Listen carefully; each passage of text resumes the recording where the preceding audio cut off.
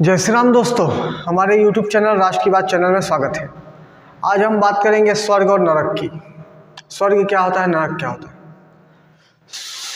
पहले स्वर्ग की ही बात करते हैं। स्वर्ग क्या, पहले पॉजिटिव बात करना चाहिए। स्वर्ग क्या होता है। लोग बोलते हैं अच्छे कर्म करोगे तो स्वर्ग जाओगे। ठीक है, अच्छे कर्म क्या होते हैं। जो सही है, सत्य है, वो अच्छे कर्म है। जो सत्य है वो बुरे कर्म है, वो नरक जाएंगे। सत्य क्या है। सत्य आदमी की जितना बौद्धिक स्तर है, जितना जानकारी है, जितना चीज जानता है, या किसी गुरु से या किसी आज तक जितने उसको अच्छे लोग मिले वो बता रहे हैं वो सत्य है। तो अच्छे कर्म करने से स्वर्ग जाता है। अच्छे कर्म आदमी कर रहा है, जिसका स्तर हो उतना कर ही रहा है। किसी जितना स्तर हो, जितना वो जानकारी है, जितना वो कर सकता है, कुछ नहीं तो कम से कम अपने परिवार का तो भला कर सकता है, भला कर रहा है। सत्य, सही काम करना, सही, जैसे दूसरे को भोजन देना सत्य है, अच्छा काम है, स्वर्ग जाएंगे। दूसरे को पानी पिलाना अच्छा काम है। दूसरे के लिए जीवन यापन का साधन जुटाना, दूसरों के लिए अच्छा सोचना, ये सब अच्छी चीज है। तो ये स्वर्ग जा सकते हैं। अच्छे काम करने से स्वर्ग जा सकते हैं। और बुरा काम क्या है। बुरा काम किसको बोल सकते हैं। जो दूसरे के लिए बुरा सोचना, जो दूसरों के लिए बुरा सोच रहे हैं, नरक ही तो जाएंगे। और बुरा सोचना, बुरा कृत्य करना, मानव जाति है वो दूसरे के कल्याण के लिए बना है, या दूसरों के लिए कल्याण करने के लिए बना है। तो दूसरा अच्छा काम करे, दूसरों का भला करे, लेकिन बुरा करेगा। अगर ऐसे वातावरण बना रहे हैं हम कि बुराई हो रहा है, ये धर्म से भटक गया, धर्म मतलब सत्य से भटक गया, माता पिता का बात नहीं मान रहा है, किसी से संबंध अच्छे नहीं है, लोक व्यवहार ठीक नहीं है, आपकी भाषावाड़ी सही नहीं है, तो ये क्या है, नरक के रास्ते। लेकिन स्वर्ग नरक ठीक है। ये नरक स्वर्ग की परिभाषा हो सकती है, लेकिन स्वर्ग नरक क्या है, हमको जीते जीते अनुभव हो रहा है। अगर किसी पिताजी का बेटा नहीं सुन रहा है, इससे बड़ा नरक क्या हो सकता है। किसी पिताजी का पुत्र नहीं सुन रहा है, इससे बड़ा नरक क्या होगा। माता की पुत्री नहीं सुन रही, इससे बड़ा नरक क्या होगा। पति पत्नी के बीच में संबंध ठीक नहीं है, पति पत्नी एक दूसरे का नहीं सुन रही, इससे बड़ा नरक क्या हो सकता है जीवन में। और एक दूसरे का नहीं सुन रहे हैं, हम अपनों का एक दूसरे का नहीं सुन रहे हैं, तो क्या है, यही नरक तो है। आप मरने के बाद का सोच लेते हैं कि वहाँ ऐसा होगा, वहाँ ऐसा होगा, डराया जाता है, आपको डराया जाता है कि डर भय बनाया जाता है कि नरक ऐसा होता है, नरक वैसा होता है, नरक में ये तेल में छाना जाता है। अरे आपका शरीर जो ये यहाँ यातनाएं झेल रहा है, आपके कर्म के हिसाब से, कर्म अथक कर्म कर रहे हैं, फिर भी सुख नहीं मिल रहा है। नरक का ही तो जीवन है। आप दिन रात मेहनत कर रहे हैं, लेकिन शरीर को सुख नहीं है। आदमी जीवन में जो भी कर रहा है शारीरिक सुख के लिए कर रहा है। कम से कम शारीरिक सुख मिले, आत्मिक सुख तो बाद में चिंता करता है। शारीरिक सुख मिले वही तो स्वर्ग है। आपके शरीर को दिन भर तकलीफ है, तो आप भविष्य में कैसे कल्पना कर सकते हैं कि मरने के बाद मेरा शरीर स्वर्ग जाएगा या नरक जाएगा। आपका शरीर में ही जीवन भर दुख है। आप अपने शरीर को सुख नहीं दे पाते, अपने बारे में चिंतन नहीं कर सकते। तो ये स्वर्ग नरक क्या है, अपनी कल्पनाएं हैं। और मान लीजिए स्वर्ग नरक होता भी होगा, स्वर्ग भेज दिए।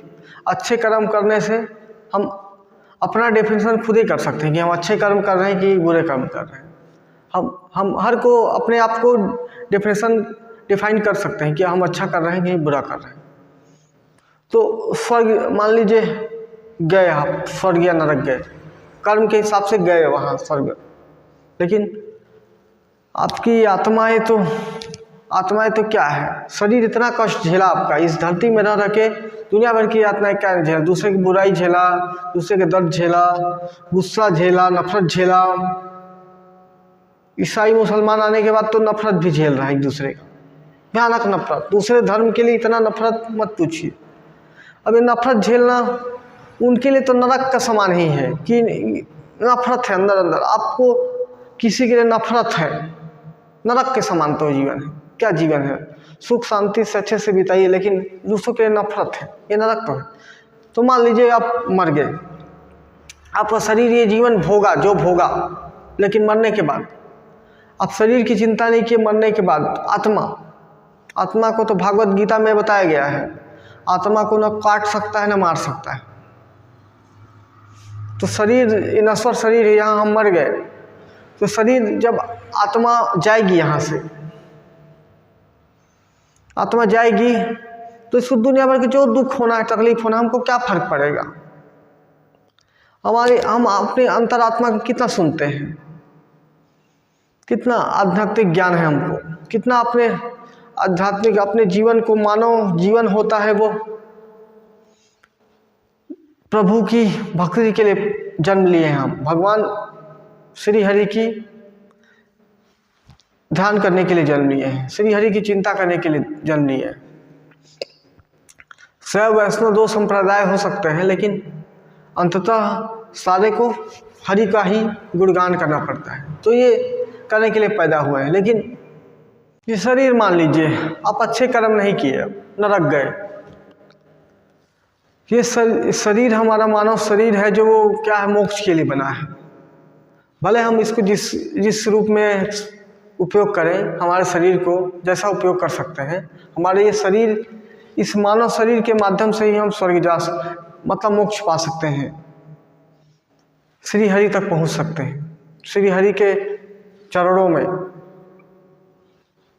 भगवान के चरणों में पहुंच सकते हैं ये शरीर के माध्यम से। लेकिन मर गए, मान लीजिए स्वर्ग चल गए या नरक चल गए, स्वर्ग ही चल दिए, वहाँ भी तो हमको समय ही काटना है, क्योंकि ये शरीर को हमारा मोक्ष नहीं मिला, ये शरीर फिर स्वर्ग गई, फिर जितना सुख भोगना है उतना सुख भोगी, वहाँ स्वर्ग में जो सुख है, देवताओं के साथ जो सुख भोगे, फिर उसको जन्म लेना है, धरती में निरंतर जन्म ही लेना है उसको, जिस जीव में ले, जैसी दया कृपा है वैसे जीव में लेगा, जन्म लेते रहेगा, कंटिन्यू प्रोसेस है वो। फिर उसके बाद जैसा कर्म करता है अगला जन्म वैसा मिलता है, सुख भोग, अच्छा कर्म किया तो सुख भोग के फिर जन्म लेगा वो। और मान लीजिए नरक भोगा, नरक में भोग रहा है, नरक में भोगा वो जितने कर्म अपने बुरे कर्म किए हैं उसके कारण वो भोगा, उतने साल का ड्यूरेशन होगा, उसके बाद तो फिर जन्म लेना है उसको। और जन्म मृत्यु का स्थान क्या है, धरती ही तो है, धरती माता हमारी, यही जन्म मृत्यु होगा। इसको क्या बोलते हैं, मृत्युलोक भी बोलते हैं, मृत्युलोक। तो यहाँ आना ही आना है, साइकिल को पार करके, सुख नरक के समय को पार करके या स्वर्ग के समय को पार करके आना है धरती पे। तो हमारा क्या है, स्वर्ग नरक,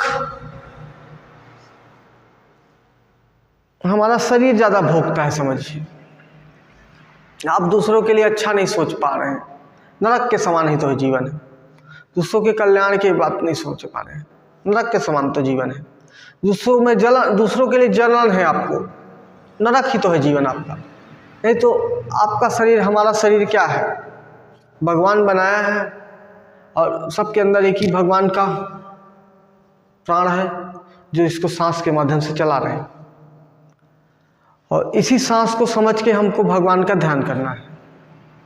भाई माध्यम कोई भी हो सकता है, माध्यम कोई भी सद्गुरु हो सकते हैं, आप जिस सद्गुरु को पसंद करेंगे, जिसको सद्गुरु से प्रभावित होंगे, जिसकी आपकी बात समझ में आता है, उसको उसके शरण में जाके वो कर सकते हैं।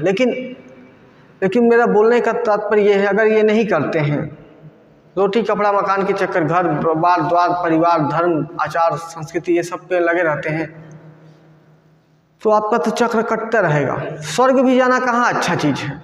स्वर्ग जा रहे हैं, बताइए कहाँ अच्छा चीज़ है? सब ऐसे कर्म करना चाहते हैं, ऐसे ध्यान करना चाहते हैं, ऐसे अध्यात्म करना चाहते हैं कि आदमी जीवन मृत्यु से मुक्त हो जाए। ये जीवन मिला क्या हमको, कम कठिन समय है ऐसा जीवन। और मान लीजिए उसको जीवन बहुत अच्छा लगा हो तो फिर ले सकता है जन्म। अब अभी के समय में एक संभल की घटना है, वहाँ भगवान कल्कि का अवतार होने वाला है। वो भी लाखों वर्ष बाद होगा। तो अभी तो 5000 साल चल रहा है धरती का। तो जो श्री हरि की चिंता करते होंगे, श्री हरि की इच्छा होगी, श्री हरि को साक्षात देखना चाहते होंगे, वो तो जन्म मृत्यु के चक्र में पड़ना ही चाहते हैं। उनको काहे मोक्ष चाहिए? वो तो सोचते हैं कि जन्म मृत्यु के चक्र में पड़े रहें और श्री हरि को देखें, क्योंकि श्री हरि का कल्कि अवतार भी उस समय देखना जब कलयुग का अंत रहेगा, फिर सतयुग का प्रारंभ होगा। तो भी कितना परम सौभाग्य की बात है भगवान श्री हरि को देखना, भगवान विष्णु के अवतार को देखना, भगवान विष्णु को देखना, ये गर्व की बात है हमारे लिए। तो वैसे लोग, वैसे भक्त निरंतर चक्र में पड़े रहेंगे, स्वर्ग काटेंगे, नरक काटेंगे, फिर यहाँ जल लेंगे, फिर चक्र चलते रहेगा। और हमारा उम्र कितना है? 60, 70 साल, 80 साल, 90 साल। उसके बाद तो हमको यहाँ से जाना ही है। तो हमको ये सोच के हमको जीवन में अच्छे कर्म करना चाहिए, दूसरों के भले की बात करना चाहिए, अपनी उच्च महत्वाकांक्षाओं को रखिए, बड़े बड़े महत्वाकांक्षा रखिए। लेकिन भाई जिसका जो पोजीशन है जाने लायक उसको वहाँ जाने दीजिए, क्या दिक्कत है? आप नहीं जा सकते वो तो जाए, आपका व्यक्ति तो बैठे कम से कम, ये भाव होना चाहिए। तो मेरा मानना है कि स्वर्ग नरक का जीवन है वो क्या है? धरती ही है। यही हम स्वर्ग नरक की सुख को भोग सकते हैं या नहीं भोग सकते, क्योंकि हम स्वर्ग नरक में वही ट्रेडिशनल जो परंपरागत कठिनाई है वही झेलना पड़ता है स्वर्ग नरक में। उसके बाद तो जन्म ही लेना पड़ता है। लेकिन इस धरती में पूर्व जन्म के हिसाब से फिर वही कष्ट, दुख, तकलीफ। तो सारा दुख तकलीफ हमारा काटता कौन है? शरीर तो काटता है। आत्मा को क्या फर्क पड़ रहा है? इस शरीर में काट नहीं पाया, अगले शरीर में चले जाएगी वो। तो जन्म मृत्यु तो उसका होते रहेगा, उसको क्या फर्क पड़ना है? आपके अपने शरीर को देख के अपने शरीर में घमंड आ गया, आप कृत्य गलत कर डालते हैं और फिर वो उसको तो क्या है, उसको आपको तो आपका शरीर जैसा सोचेगा वैसा सोचवाता है। उसको फर्क नहीं पड़ता कि आप अच्छा सोचने की बुरा सोचे। आपको खाने का इच्छा होगा खिलाएगा, पीने का इच्छा होगा पिलाएगा, जैसा इच्छा होगा वो आत्मा वैसे आपको बोलेगी, वैसा आपको करना है। हमारा प्राण जो बोलेगा, जो जीवन बोलेगा वही करना है।